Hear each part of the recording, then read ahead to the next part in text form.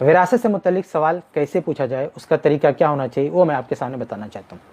और ये जानना इसलिए ज़रूरी है कि बहुत सारे लोग सवालात गलत तरीके से करते हैं, जिसके नतीजे में जवाब भी गलत हो जाता है। जो मुफ्ती जो जवाब देने वाला होता है वो ना चाहते हुए भी ऐसा जवाब दे देता है जो आपके केस का जवाब नहीं होता है, क्योंकि आप सवाल गलत कर रहे होंगे।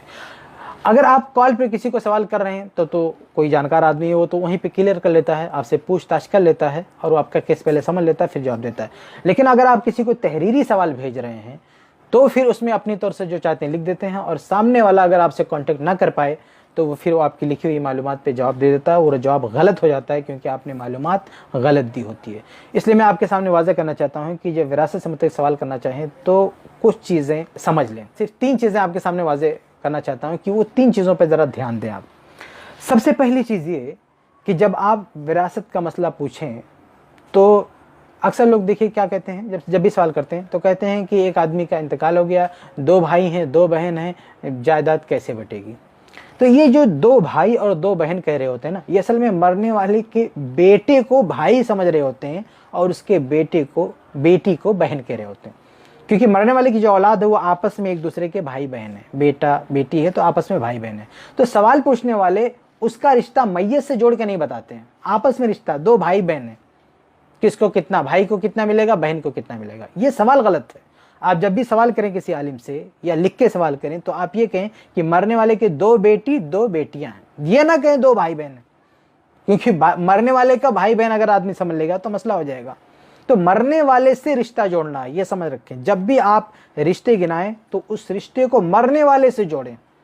ये वारिसीन आपस में एक दूसरे के क्या लगते हैं वो भूल जाएं, मरने वाले के क्या लगते हैं वो बताएं। आप ये बताएं मरने वाले का बेटा है कि नहीं, मरने वाले की बेटी है, ये आप बताएं। तो ये पहला ज़हन में रखें कि मरने वाले की औलाद को जब आप गिनाएं तो उनको भाई बहन मत बोलें, उनको कहें कि एक आदमी मर गया, उसका इतने बेटे हैं, इतनी बेटियां हैं। ये दूसरी बात ये कि बहुत सारे लोग मरने वाले की बीवी को माँ कहकर सवाल में जिक्र करते हैं।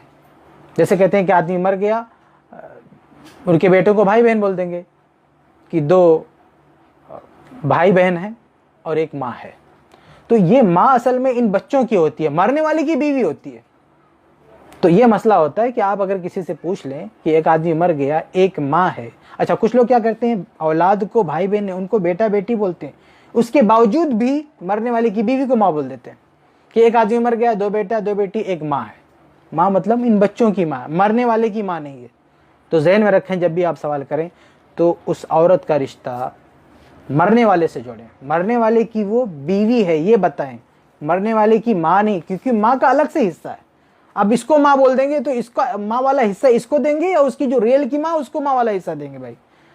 इसी तरह से औलाद को अगर आपने भाई बहन बना दिया या औलाद को आपने बहन बना दिया, उसकी कोई बेटी थी बहन बना दिया, अब बहन का हिस्सा, अब बहन का भी अलग से हिस्सा मौजूद है उसका मरने वाले का, तो अब उस बहन वाला हिस्सा इस बेटी को देंगे या उसकी जो असल बहन है उसको देंगे। इसलिए ये थोड़ा सा क्लियर होना चाहिए। जब औलाद का जिक्र करें तो उसका रिश्ता मैयत से जोड़ें, बेटा बेटी। और इसी तरह से मरने वाले की बीवी का जिक्र करें तो उसको मरने वाले की बीवी बताकर मेंशन करें।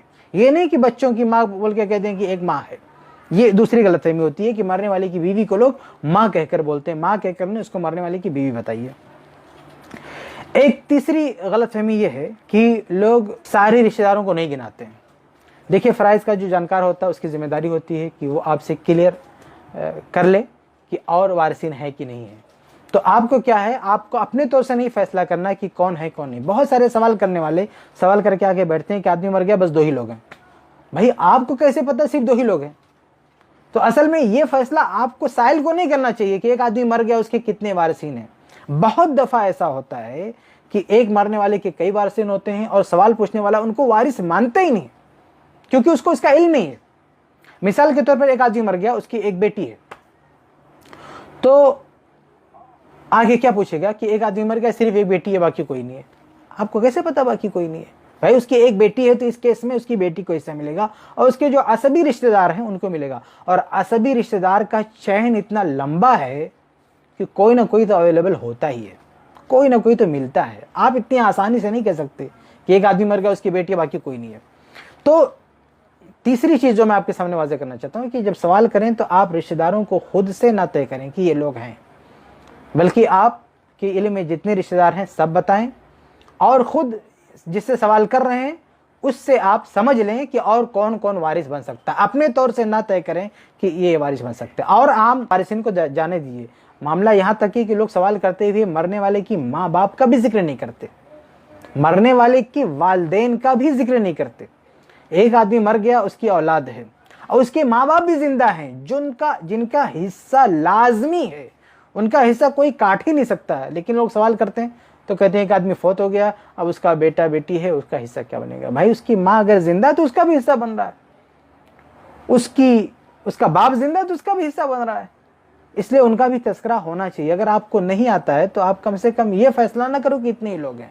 जब भी सवाल करो अपने तौर से जितने रिश्तेदार मालूम है बताओ, और सामने मुफ्ती से जिससे आप मसला पूछ रहे हो उसको भी बताओ कि और कौन हमारे रिश्तेदारों में हकदार हो सकता है। तो ये वालिदैन लाजमी तौर पर, यानी कभी उनका मामला कट ही नहीं सकता। जैसे भाई लोगों का ये मामला तो कभी कट जाता है, जैसे अगर मरने वाले की बेटा है तो भाई बहन को हिस्सा नहीं मिलता है, लेकिन अगर मरने वाले की बेटी है तो फिर भाई बहन को हिस्सा मिलता है। ये जहन में रखें।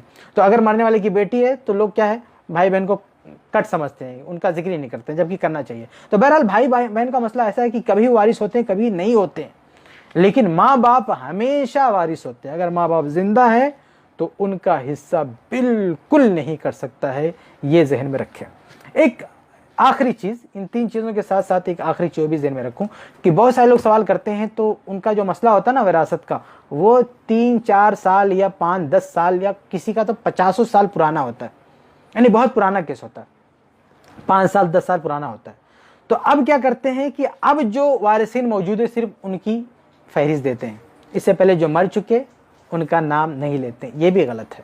अगर एक आदमी मरा और उस टाइम पे उसके जितने औलाद थे, जितने रिश्तेदार थे, वारिसिन थे, उन सब का हिस्सा बन गया, अब उसके 1 साल के बाद उनमें से कोई मर भी गया तो उसका हिस्सा खत्म नहीं होगा, बल्कि उसको भी हिस्सा दिया जाएगा। फिर उसको देने के बाद उसके जो दीगर अकरबा होंगे उसमें वो मुंतकिल हो जाएगा, लेकिन उसका हिस्सा आप काट नहीं सकते।